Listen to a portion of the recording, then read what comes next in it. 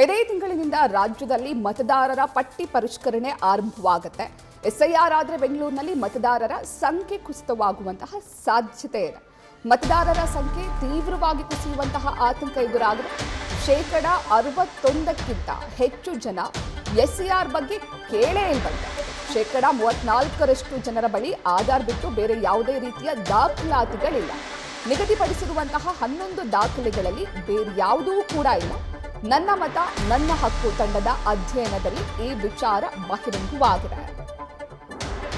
ಬೆಂಗಳೂರಿನಲ್ಲಿ ನನ್ನ ಮತ ನನ್ನ ಹಕ್ಕು ತಂಡ ಒಂದು ಅಧ್ಯಯನವನ್ನ ನಡೆಸಿದೆ. ಶೀಘ್ರದಲ್ಲೇ ಮತದಾರರ ಪಟ್ಟಿ ಪರಿಷ್ಕರಣೆ ಆರಂಭ ಆಗಿರೋದ್ರಿಂದ ಜನರಿಗೆ ಈ ಬಗ್ಗೆ ಏನೆಲ್ಲ ಮಾಹಿತಿ ಇದೆ ಅನ್ನೋದನ್ನ ತಿಳಿದುಕೊಳ್ಳೋದಕ್ಕೆ ಈ ಅಧ್ಯಯನವನ್ನ ಮಾಡಲಾಗಿತ್ತು. Jayanagar 4th block, Jayanagar 9th block, Tilak Nagar, Virat Nagar, ಮಂಗಮ್ಮನ ಪಾಳ್ಯ, ಮಡಿವಾಳ ಈ ಭಾಗಗಳಲ್ಲಿ ಎಸ್ಐಆರ್ ಬಗ್ಗೆ ಜನರಿಗಿರುವಂತಹ ಮಾಹಿತಿ ತಿಳಿದುಕೊಳ್ಳೋದಕ್ಕೆ ನನ್ನ ಮತ ನನ್ನ ಹಕ್ಕು ತಂಡ ಒಂದು ಅಧ್ಯಯನವನ್ನ ಮಾಡಿದೆ. ಈ ಅಧ್ಯಯನದಲ್ಲಿ ಹಲವು ವಿಚಾರಗಳು ಬಹಿರಂಗವಾಗಿದೆ. ಎಸ್ಐಆರ್ ಆದರೆ ಬೆಂಗಳೂರಿನಲ್ಲಿ ಸುಮಾರು 61% ಮತದಾರರ ಸಂಖ್ಯೆ ಕಡಿಮೆಯಾಗುವಂತಹ ಆತಂಕ ಇದೆ. ಯಾಕಂದ್ರೆ ಬಹುತೇಕರಿಗೆ ಈ ಬಗ್ಗೆ ಸರಿಯಾದ ಮಾಹಿತಿನೇ ಇಲ್ಲ ಎನ್ನುವಂತಹ ವಿಚಾರ ಗೊತ್ತಾಗಿದೆ.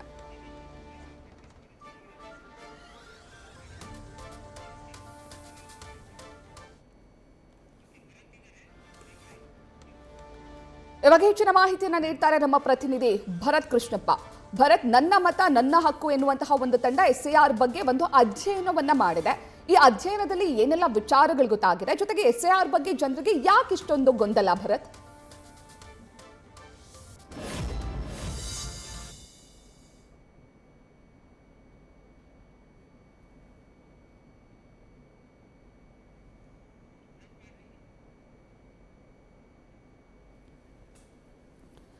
ಇನ್ನೇನು ಕೆಲವೇ ದಿನಗಳಲ್ಲಿ ರಾಜ್ಯದಲ್ಲಿ ಮತದಾರರ ಪಟ್ಟಿ ಪರಿಷ್ಕರಣೆ ಆಗುತ್ತೆ. ಫೇಕ್ ವೋಟರ್ಸ್ ಅನ್ನ ತಡೆಯೋದಕ್ಕೆ ಈ ಮತದಾರರ ಪಟ್ಟಿ ಪರಿಷ್ಕರಣೆಯನ್ನ ಮಾಡಲಾಗುತ್ತೆ. ಈಗಾಗಲೇ ರಾಜ್ಯದಲ್ಲಿ ಕಾಂಗ್ರೆಸ್ ಸರ್ಕಾರ ಇದನ್ನ ವಿರೋಧಿಸಿದೆ. ಕೇಂದ್ರ ಸರ್ಕಾರ ಬೇಕಂತಲೇ ಇದನ್ನ ಮಾಡ್ತಾ ಇದೆ ಎನ್ನುವಂತಹ ಆರೋಪ ಕೂಡ ಇದೆ. ಇದೆಲ್ಲದರ ಮಧ್ಯೆ ಜನರಿಗೆ ಎಸ್ಐಆರ್ ಬಗ್ಗೆ ಬಹಳ ಗೊಂದಲಗಳಿದೆ ಎನ್ನುವಂತಹ ವಿಚಾರ ಒಂದು ಅಧ್ಯಯನದಿಂದ ಬಹಿರಂಗವಾಗಿದೆ. ನನ್ನ ಮತ ನನ್ನ ಹಕ್ಕು ಎನ್ನುವಂತಹ ಒಂದು ತಂಡ ಎಸ್ಐಆರ್ ಬಗ್ಗೆ ಜನರಿಗಿರುವಂತಹ ಮಾಹಿತಿಗಳೇನು, ಜನರಿಗೆ ಇದ್ರ ಬಗ್ಗೆ ಸಂಪೂರ್ಣವಾದ ಮಾಹಿತಿ ಇದೆಯಾ, ದಾಖಲಾತಿಗಳ ಬಗ್ಗೆ ಮಾಹಿತಿ ಇದೆಯಾ, ಇದೆಲ್ಲದ್ರ ಬಗ್ಗೆ ತಿಳ್ಕೊಳ್ಳೋದಕ್ಕೆ ಒಂದು ಅಧ್ಯಯನವನ್ನ ಮಾಡಿದ್ದು. ಇದರಲ್ಲಿ ಬಹುತೇಕ ಅಂದ್ರೆ 61% ಜನರಿಗೆ ಈ ಬಗ್ಗೆ ಮಾಹಿತಿನೇ ಇಲ್ಲ, ಇದ್ರ ಬಗ್ಗೆ ಕೇಳೇ ಇಲ್ಲ ಜನರು ಎನ್ನುವಂತಹ ವಿಚಾರ ಈ ಅಧ್ಯಯನದಲ್ಲಿ ಬಹಿರಂಗವಾಗಿದೆ.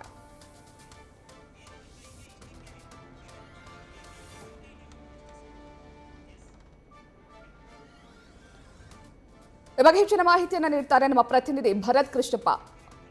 ಭರತ್, ನಾನಾಗ್ಲೇ ಕೇಳಿದೆ ಎಸ್ಐಆರ್ ಬಗ್ಗೆ ಜನರಿಗೆ ಯಾಕಿಷ್ಟು ಗೊಂದಲ ಅಂತ, ಅದ್ರ ಬಗ್ಗೆ ವಿವರಿಸೋದಾದ್ರೆ ಭರತ್.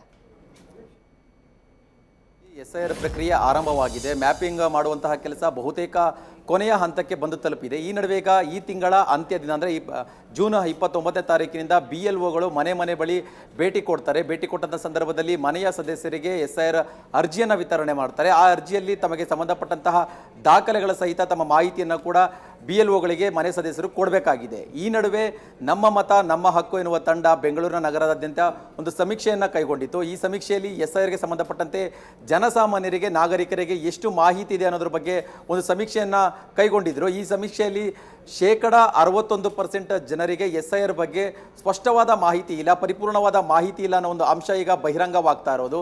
ಅಂದರೆ ಎಸ್ಐಆರ್ ಯಾವ ಕಾರಣಕ್ಕಾಗಿ ಮಾಡ್ತಾ ಇದ್ದಾರೆ, ಎಸ್ಐಆರ್ ಮಾಡಿದಂಥ ಸಂದರ್ಭದಲ್ಲಿ ಮನೆಯ ಸದಸ್ಯರು ಯಾವ ರೀತಿಯಾದ ಒಂದು ದಾಖಲೆಗಳನ್ನು BLOಗಳಿಗೆ ಕೊಡಬೇಕಾಗತ್ತೆ, ತಮ್ಮ ಮತದಾರರ ಪಟ್ಟಿಯಿಂದ ತಮ್ಮ ಹೆಸರನ್ನು ಉಳಿಸ್ಕೋಬೇಕು ಅಂತಂದರೆ ಯಾವ ರೀತಿಯಾದ ಒಂದು ಪ್ರಕ್ರಿಯೆಯಲ್ಲಿ ತಾವು ಪಾಲ್ಗೊಳ್ಳಬೇಕು ಅನ್ನೋದ್ರ ಬಗ್ಗೆ ಜನಸಾಮಾನ್ಯರಿಗೆ ಸ್ಪಷ್ಟವಾದ ಮಾಹಿತಿ ಲಭ್ಯವಾಗಿಲ್ಲ ಅನ್ನೋ ವಿಚಾರ ಈಗ ನಮ್ಮ ಮತ ನಮ್ಮ ಹಕ್ಕು ತಂಡ ನಡೆಸಿರುವಂತಹ ಒಂದು ಸಮೀಕ್ಷೆಯಲ್ಲಿ ಈಗ ಬಹಿರಂಗವಾಗ್ತಾ ಇರುವಂಥದ್ದು. ಜೊತೆಗೆ ರಾಜ್ಯ ಚುನಾವಣಾ ಆಯೋಗ ಸುಮಾರು 11 ದಾಖಲೆಗಳನ್ನು ಮನೆ ಸದಸ್ಯರು ಆಲ್ಟರ್ನೇಟಿವ್ ಆಗಿ ಅಂದರೆ ಇಟ್ಕೊಳ್ಬೇಕು ಆಯ್ಕೆಯಾಗಿ ಅಂತ ಹೇಳಿ ಒಂದು ಸೂಚನೆಯನ್ನು ಕೊಟ್ಟಿದ್ದಾರೆ. ಈ ಸೂಚನೆಯಲ್ಲಿ ಜನರನ್ನು ಪ್ರಶ್ನೆ ಮಾಡಿದಂಥ ಸಂದರ್ಭದಲ್ಲಿ ತಮ್ಮ ಬಳಿ ಕೇವಲ ಆಧಾರ್ ಕಾರ್ಡ್ ಬಿಟ್ಟರೆ ಬೇರೆ ದಾಖಲೆಗಳು ತಮ್ಮ ಬಳಿ ಇಲ್ಲ ಅಂತೇಳಿ ಒಂದು ಪ್ರಶ್ನೆಗೆ ಉತ್ತರ ಕೊಟ್ಟಿರುವಂಥ ಒಂದು ವರದಿಯನ್ನು ಕೂಡ ಈಗ ನಮ್ಮ ಮತ ನಮ್ಮ ಹಕ್ಕು ತಂಡ ಈಗ ಹೇಳ್ತಾ ಇರುವಂಥದ್ದು. ಆದರೆ ಒಟ್ಟಾರೆ SIR ಪ್ರಕ್ರಿಯೆ ಮಾಡಿದಂಥ ಸಂದರ್ಭದಲ್ಲಿ ಮತದಾರರ ಪಟ್ಟಿಯಿಂದ ಜನರ ಮತದಾನ ಹಕ್ಕು ಕಸಿದುಕೊಳ್ಳುವಂಥ ಸಾಧ್ಯತೆ ಇದೆ, ಮತದಾರರ ಪಟ್ಟಿಯಿಂದ ತಮ್ಮ ಹೆಸರು ಹೊರಗುಳಿಯುವಂಥ ಸಾಧ್ಯತೆ ಇದೆ ಅಂತೇಳಿ ಸಾಕಷ್ಟು ವ್ಯಾಪಕ ಟೀಕೆ ವಿರೋಧಗಳು ವ್ಯಕ್ತವಾಗ್ತಾ ಇರುವಂಥದ್ದು.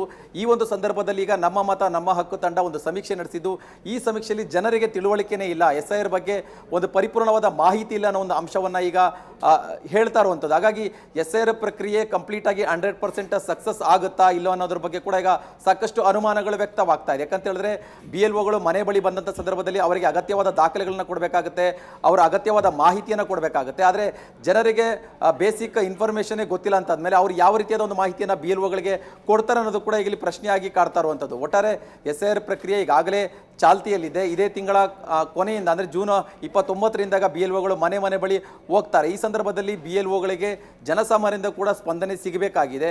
ಈ ಸ್ಪಂದನೆ ಸಿಗುತ್ತಾ, ಸಕ್ಸಸ್ ಆಗುತ್ತಾ ಅನ್ನೋದು ಕೂಡ ಈಗ ಅನುಮಾನ ಕಾಡ್ತಾ ಇದೆ. ಪ್ರತೀಕ್ಷಾ, ಥ್ಯಾಂಕ್ ಯು ಭರತ್ ತಮ್ಮೆಲ್ಲ ಡೀಟೇಲ್ಸ್ಗೆ. ನ್ಯೂಸ್ ಫಸ್ಟ್ ನಿರ್ಭೀತಿಯಿಂದ ನಿಮ್ಮ ಪರವಾಗಿ.